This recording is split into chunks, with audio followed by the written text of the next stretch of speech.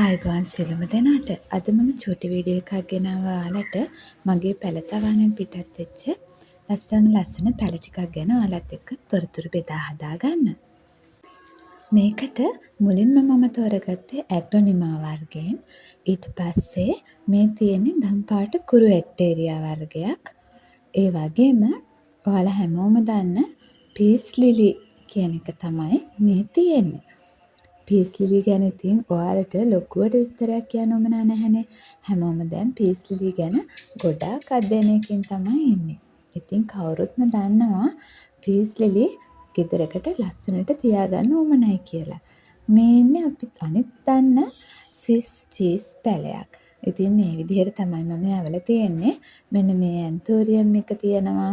ඒකේ රෝස පාට චූටි මලක් තියෙන්නේ. ඒ වගේම මෙන්න මේ ලස්සන තැඹිලි පාට මලක් තියෙන ඇන්තෝරියම් එකත් මේකේ අඩංගු වෙලා තියෙනවා. මේ තියෙන්නේ ස්වර්ණ පිච්ච පැළයක්.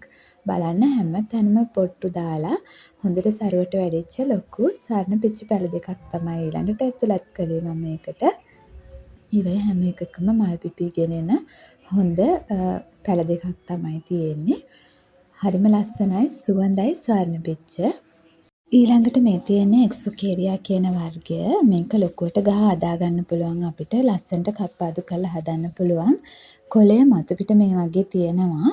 ඒ වගේම කොළය යටිපැත්තෙන් රතු පාට තමයි තියෙන්නේ. ඇග්ලොනිමා ගැන ගත්තොත් ඉතින් ඔයාලා හැමෝම දන්නවනේ විසිතුරු පත්‍ර තියෙන පැළයක් තමයි ඇග්ලොනිමා කියන්නේ. ඇග්ලොනිමා මද වශයෙන් තමයි අවුවට කැමති. ඒ කියන්නේ එයාට ගොඩාක් අවුරුතු දෙන්නෙත් නැහැ. කොළ රත් පිච්චිලා වගේ යනවා.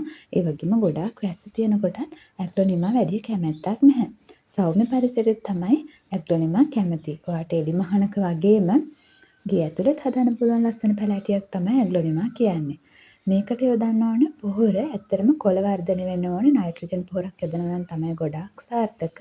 ඒ වගේම බැලන්ස් පොහොර එකක් වර්ධනයෙන් පස්සේ ටිකක් ලොකු වෙනකොට බැලන්ස් පොහොර එකක් යොදන එක වඩාත් සුදුසු වෙනවා. මොකද අපිට ඕන පත්‍රවල වර්ණ තීව්‍ර කරන්න විතරයි.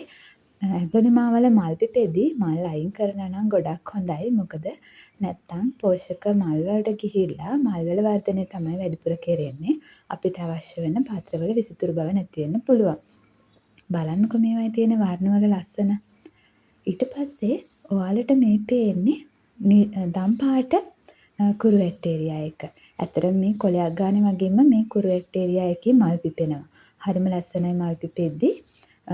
චූටි මල් මේ වගේ කොළ වගේම චූටි මල් ගොඩාරියක් හැදෙනන් පස්සේ හරිම ලස්සනයි මේ දම් පාට ඇට්ටේරියා එකක්. බොන්සයි වලටත් මේක ගොඩාක් යොදා ගන්නවා බොන්සයි කරන්න. මේක මේ උසට වර්ධනය වෙන්න ඕමනා නිසා උසට වර්ධනය කරලා ගනිපු පැළයක්. පීස් ලිලි කිව්වන් පස්සේ ඉතින් විශේෂයෙන් කියන්න දෙයක් නැහැ. මේ දවස්වල ජනප්‍රියම පැළැටියක් තමයි පීස් ලිලි කියලා කියන්නේ.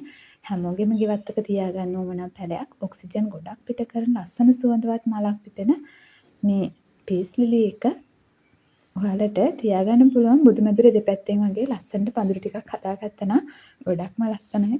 ඒ වගේම සුවඳයි. පීස් ලිලි වල ඕගොල්ලන් ගොඩක් දන්නවනේ පීස් ලිලි ඔක්සිජන් පිට කරන ලස්සන ශාකයක් කියලා. ඊට පස්සේ මේ ගැන නම් කියන්න දෙයක් නෑ. ආයෙත් ස්විස් පොචොස් මේ ඇන්තෝරියම් වර්ග දෙවර්ගයක් තියෙනවා මෙතන. ලස්සන තැඹිලි පාට මල් පිපෙන ඇන්තෝරියම් එකක් සහ රොස් පාටට මල් පිපෙන එකක් තමයි තියෙන්නේ. බලන්නකො මේකේ තැඹිලි පාට ගතිය රතු පාට වගේ පෙනුනට ඇත්තටම මේක තැඹිලි පාට මලක් තමයි පිපෙන්නේ. ඊට පස්සේ විශේෂම දේ තමයි මේ මල් ළඟ තියෙන ස්වර්ණ පිච්ච, ගැට පිච්ච, රෝස පිච්ච, ඉන්දියන් පිච්ච ඇරෙන්න මේක තමයි මගේ කස්ටමර් ඉවල තිබ්බේ. ඉතින් ස්වර්ණ පිච්ච පැළයක් තමයි මම සූදානම් කරේ ඒ වෙනුවෙන්.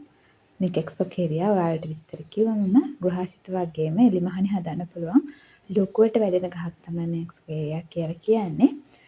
ලස්සන කොළ හදාගන්න පුළුවන්, හැඩවලට කපා ගන්න පුළුවන් පැළයක් තමයි මේක. ඔයාලට බඳුන්ගත වගාව වගේම නිකම් බිම හිටවා නම් මේ එක්සොකේරියා භාවිතා කරන්න පුළුවන්. ඉතින් තවත් වීඩියෝ එකකින් හමු වෙමු ඉස්සරහට.